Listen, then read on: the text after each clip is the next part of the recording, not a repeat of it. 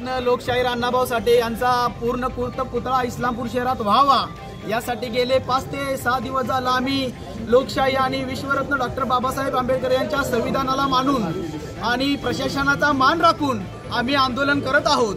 तरी देखील प्रशासन झोपलेल्या प्रशासनाला तरी देखील जाग येत नाही। काल आम्ही या ठिकाणी इस्लामपूर शहरामध्ये लोकशाहीर अण्णाभाऊ साठे यांचा पुतळा पूर्णकृत बसावा यासाठी या इस्लामपूर शहरातील प्रशासनाला आम्ही निवेदनाद्वारे आम्ही टक्कर मोर्चाचं आवाहन केलं होतं। तरी देखील या प्रशासनानं कसल्याही प्रकारे आमच्या टक्कर मोर्चाला त्यांनी कसल्याही प्रशासनानं दखल घेतली नाही। मी एवढंच सांगतो की प्रशासन जर आमची काही वाट बघत असेल की आमच्या एखादा मावळा लोकशाहीर अण्णाभाऊ साठे यांचा पुतळा बसण्यासाठी एखादा जावा तर ती देखील आमची तयारी आहे।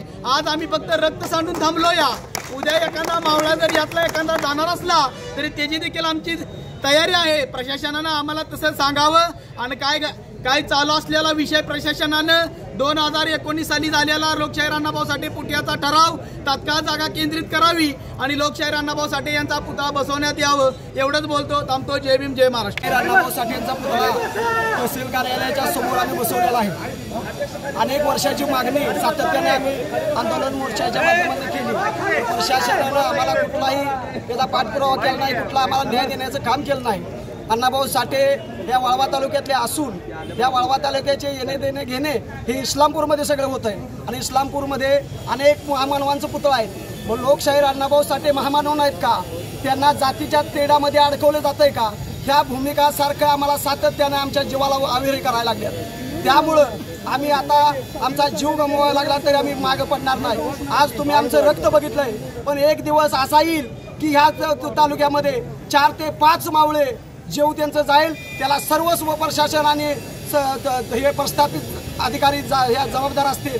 मला जातून म्हणून एवढं सांगायचं आहे, तहसीलदार ऑफिसच्या समोर बाबा शिवाजी महाराजांच्या बाबासाहेबांच्या समोर अण्णाभाऊंचा पुतळा झाला पाहिजे, अन्यथा आमचा जीव जर गेला तरी आम्ही मागे बघणार नाही। फक्त आमची इच्छा आहे काय, अण्णाभाऊ साठेंचा पुतळा आहे त्या ठिकाणी तहसील कार्यालयाच्या समोर झाला पाहिजे, नाहीतर जीवाचं काही बरं वाईट झालं तर त्याला सर्वस्व जबाबदार प्रशासनाने प्रस्थापित राहतील एवढंच सांगतो आणि थांबतो। जय भीम जय भारत जय संविधान।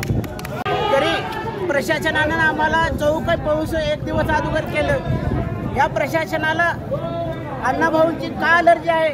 तिथे असलेल्या पुतळ्याला संरक्षण देण्याऐवजी आमच्या पाठीमागे लागून आम्हाला पाठलाग करून आम्हाला धमकीचा प्रयत्न प्रशासन करत आहे।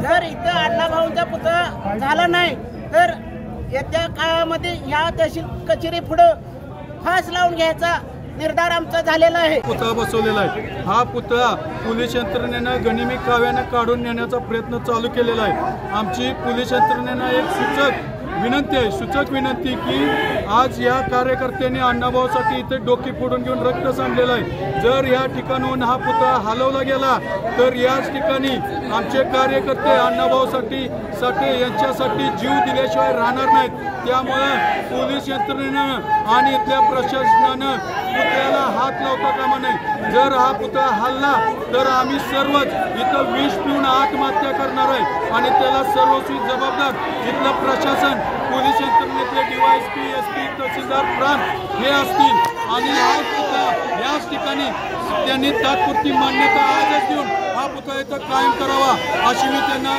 विनंती करत आहे। तुमची साथ आमची यस न्यूज महाराष्ट्र चॅनलला लाईक करा व सबस्क्राईब करायला विसरू नका।